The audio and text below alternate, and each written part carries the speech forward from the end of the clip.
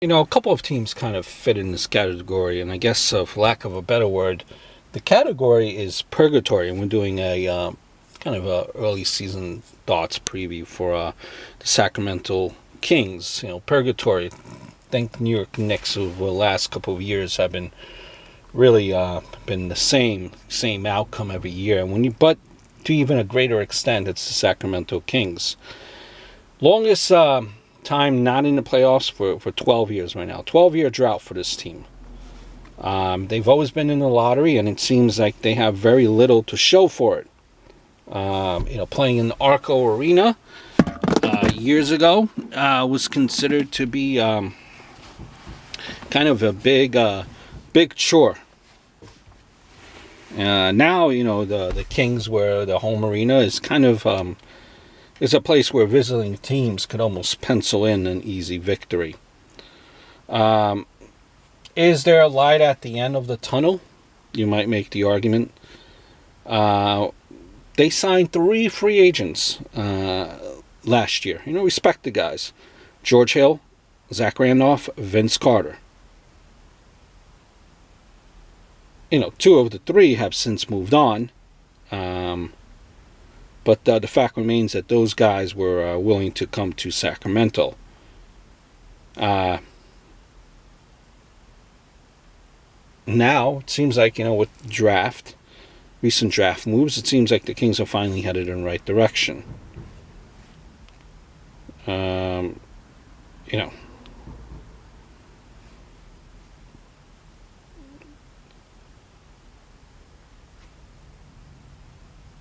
They are a tough organization to figure out. Each season, a team makes head-scratching moves that come off just as random without, much purpose. Zach LaVine, they signed a 4-year offer sheet, which the Bulls matched. Was Zach LaVine that missing piece that the Kings needed? No. But listen, it's kind of like those are head-scratching moves. They still have interesting prospects in Giles, Stein, Bagley. Has some nice young talent, but I don't think it's nowhere near playoff contention in Western Conference. That's a hard conference to make the playoffs. Maybe 5th place in their Pacific Division. And what do you look for when you look at the head coach there and Coach Dave there? And maintain the development of younger players. Okay, 3-headed monster possibly down the road. Fox showed flashes last season in the clutch. Bagley, Giles, who missed all of last season. Buddy Hield as well is flying under the radar as a sharp shooter. So I think when you look at the top offensive players too, you got to look at Buddy there. Once the season, he was traded to the Kings during the 2016-2017 season. Immediately put up points like 15 points per game on 48% shooting from the field, 42.8% from the three-point line. His numbers did drop this past season, 13.5 points per game, 44.6% shooting, 43.1% career high from the three-point line. He's a great shooter. He can knock down shots from just about anywhere on the court. Stein, I think, is your top defensive player. He's a work in progress, though. He has shown, however, the possibility of him becoming one of the better interior defenders in the NBA. I think he's already the Kings' best interior defender. With shot block ability there. Showed glimpses of being a solid one-on-one defensive player. Defensive rebounding is a strength of his. I think, don't forget to Frank Mason, the third there.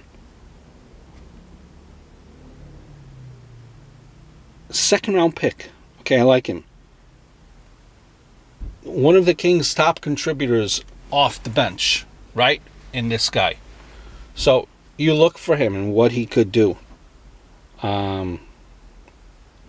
He helped run that second unit there with almost like a poise of a veteran. He's shown glimpses.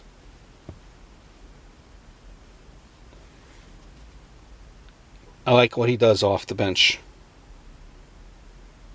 Don't forget Gabriel there too.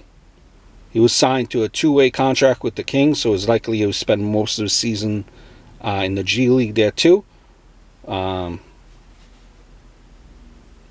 He did play at Kentucky.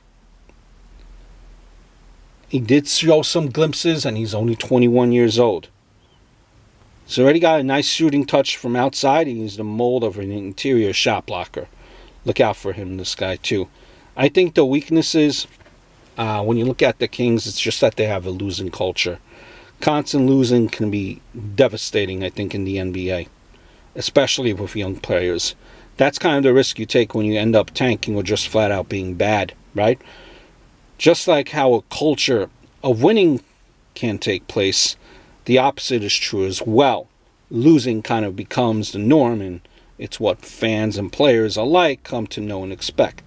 The Kings, I think, have a long way to go to get back to respectability. It's not going to happen overnight, but it's got to start somewhere.